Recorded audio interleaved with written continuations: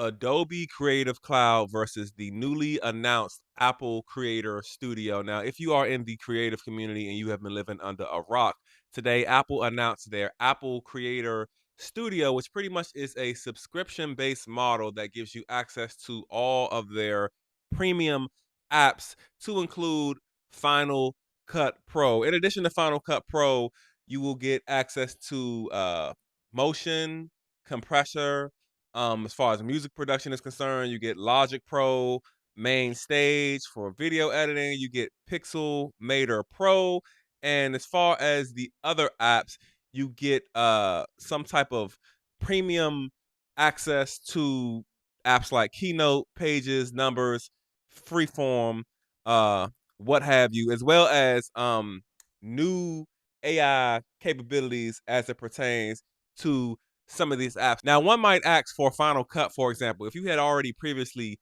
purchased, Final Cut for $300 and had it for years on any of these other apps, because you still have the option to, buy these apps outright. One might ask, why would you even subscribe or pay a subscription? Say if you have all these apps now, allegedly, what they're saying is if you have the apps, you're going to be able to keep them and use them. But I believe that any newer feature that comes out for these apps, they're a business at the end of the day. They're gonna make it like sensible for you to want to upgrade. So me personally, I like the idea. I'm not gonna lie to you because I've never used Final Cut Pro in my life, and there's no way to get a trial. I would have had to known somebody that had it, be able to use it. So they'll probably at least get 2 months out of me because I've never tried Final Cut Pro. I've only done like iMovie back in the day. So I'm interested in like using Final Cut Pro because I've been trying to get off of Premiere Pro for a while now,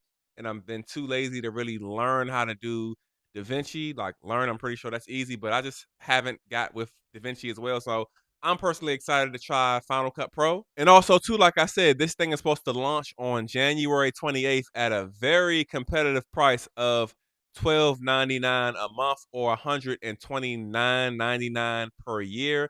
And I believe if you are a student, you can get it for $2.99 a month and $29.99 for the full year. That is like great. And when you compare those prices to the Adobe Creative Cloud prices, at least the current prices, right now for, the full suite, which includes Photoshop, Premiere Pro, Acrobat, Illustrator, After Effects, Lightroom, Lightroom Classic, you name it, Media Encoder, about 20 different apps, that is going to run you monthly $70 a month. And that's if says that's I'm sorry, it's $70 a month if you were to get it today, which today is January the 13th. So keep that in mind. Um it's really $104.99 a month is what I'm showing, and I'm not logged in. So this is like a fresh, like no account. I'm signing up, I guess, for the first time. And for the annual period, they want $779.88 a month for the Adobe Creative Cloud subscription. Now, let's just be honest. People feel how they feel about Premiere Pro, which, I'm one of the people where there's not really much of a switching cost that has got me to stay with Premiere. It's more so just like the it's familiar to me. Okay, I'm familiar with Premiere Pro and just how it works, and I seem to always like have jobs here and there, like they have like a turnaround. So I never really like I'm never like not editing anything to where I can really learn DaVinci. So Premiere Pro just works. It gets on my nerves for a bunch of reasons. I'm sure that most of you are already aware of what Premiere Pro does, but it's just hard to move off from, especially we just want to just edit something and get it out. Lightroom, I have no real issues with Lightroom. Lightroom, I love Lightroom. I'm really not a big Photoshop user. I do like Adobe Audition as well, um, and things like that. But I must say, like, I don't know where they get these prices from. I'm personally paying $49.99 a month for Adobe. Now I'm not sure what I'm grandfathered into or why my thing isn't $105, but that's what it says on here. But even at 49, $50 a month, when I compare like the $12.99, I mean, a lot of these apps on Adobe Creative Cloud, I don't even use now. I'm not sure out of all those apps that I listed, what Apple's professional audio editor is. Like I said, I really like Adobe Audition. I'm not sure out of all of these apps. I could have did more research. Final Cut Pro, maybe they have all inclusive audio editor, or Logic Pro, Main Stage. I don't know. Put it in the comments. I'm not an Apple guy as it pertains to like what I use to edit, but at the same time, $12.99 it's very enticing. Now when you think about the fact that you could have bought it for $300 and you've been getting updates and things like that, I assume that that's going to stop in the future.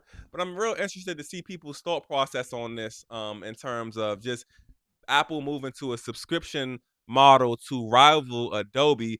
I'm not sure if any of you guys are actually into like, stocks and things like that. Because when things like this happen, it's not just that there's no repercussions for these businesses and things like that. Because when I pull up Adobe stock, right, I looked at this earlier, um, they are down 5.89%, down about $20 on the day, just on the news, because as a company, I mean, that's a pretty big deal for, they're asking damn near $800 for this subscription that you can get 129 for from Apple.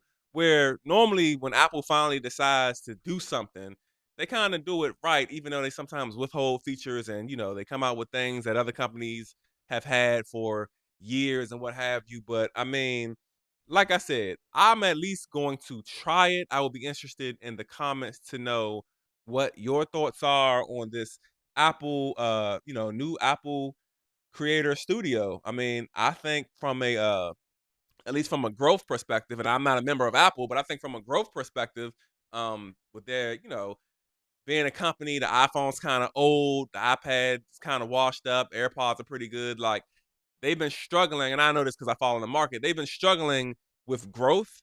So from the business standpoint of it, I get it. They're definitely going to get a lot of subscriptions. At least people like me are going to try it out. And I don't really foresee like the photo editor, for example, replacing Lightroom unless it's like really like that good.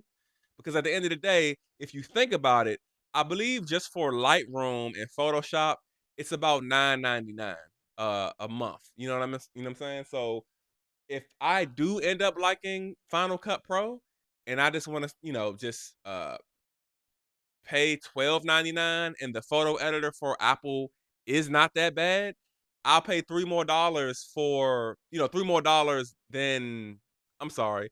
Yeah, $3 more than I would be paying for just Lightroom and Photoshop, and I can get a whole suite where I can edit as well. And even if I wanted to keep Lightroom, wanted to downgrade to the $9.99 instead of paying $49.99, even if I paid the $12.99 plus the $9.99, we're talking about $21, $22, 23, with tax. That's still about a 50%, more than a 50% cut of what I'm paying now, excuse me, for the whole Adobe suite. Still got to get around the Adobe Audition thing, or just see what else, what's out there in terms of editing audio. But I mean, that's pretty much where I'm going to leave this video. What are your thoughts on the Apple Creator Studio? Do you think Adobe is finished? Um, are you going to stick it out with Adobe? Are you going to keep paying that premium? Is there a loophole that I'm missing somewhere? Whereas, like, hey, it's worth paying for Adobe because Apple doesn't have this. Like I said, I got to look into the audio editor, see how that works. I'm going to definitely sign up the 28th. That's in like 2 weeks.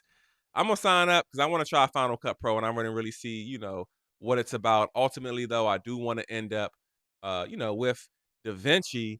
However, I mean, hey, if I can get DaVinci and cut that $50 a month and go to paying $12.99 and be able to get the same, results, then, as running a business myself, I'm all for it, because just like Apple is a business and they're trying to make us pay for these subscriptions, I'm a business as well, and if I can cut my cost in terms of, having the same capability to output what I need to output for clients, then I'm gonna do so. I have no loyalty to Adobe, DaVinci, Apple, anybody. So beat it up in the comments. Let me know what you guys think. Are you gonna be trying out the Apple Creator Studio? Go ahead, give this video a like. If you want to support the channel, go ahead, check out some of the links down below. Subscribe for more filmmaking tips, tutorials, all things filmmaking. And until then, I'm gonna catch you guys in my next video. Deuces.